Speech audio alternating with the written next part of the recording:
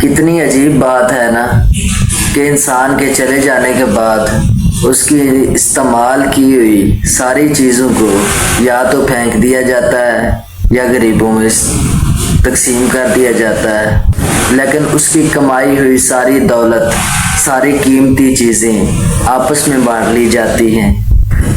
जीवन की सबसे महंगी चीज़ आपका मौजूदा हाल है, यानी आपका आज।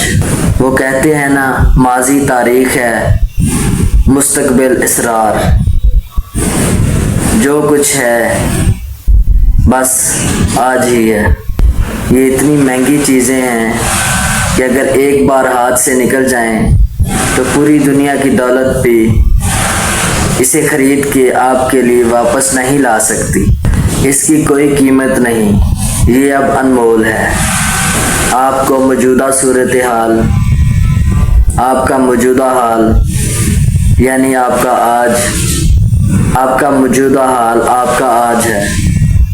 तो आज में खुल के हंसो, खुल के जियो।